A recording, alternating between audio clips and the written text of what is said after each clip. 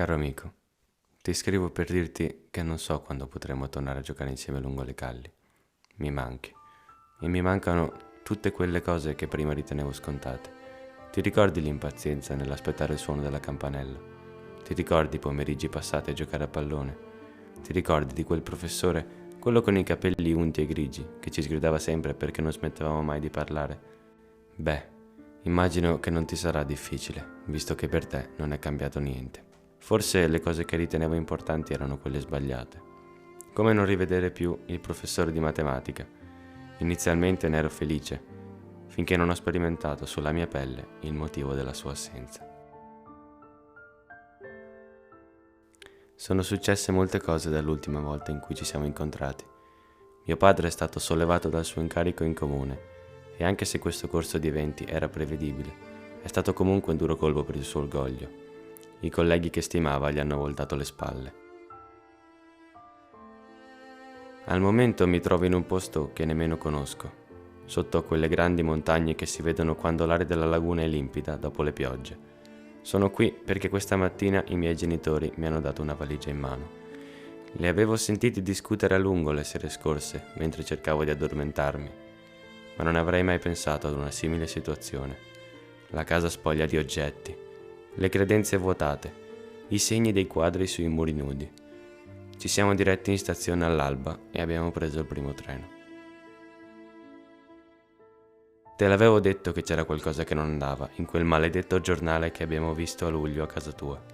Tutto improvvisamente era cambiato. I compagni che ritenevo amici mi deridevano e mi allontanarono provocando in me un senso di solitudine che normalmente avrei colmato leggendo nuovi libri, ma pure questo mi fu negato.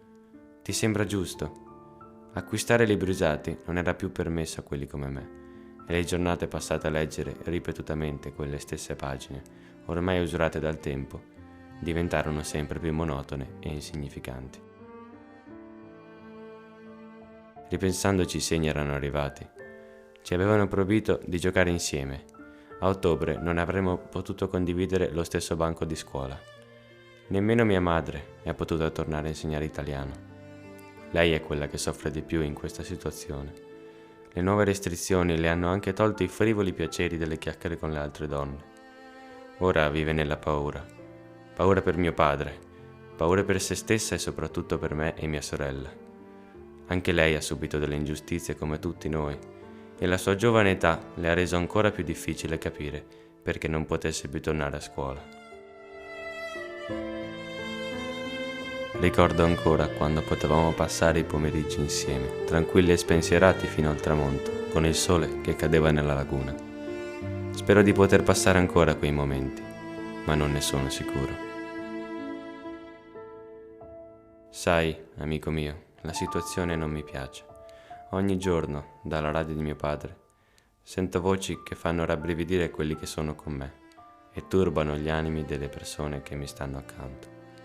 Mia madre confida nella pace e nelle persone buone e crede che questa guerra finirà presto. Spero che abbia ragione e che questo non sia un addio. Arrivederci, Michele. Tuo Isaac.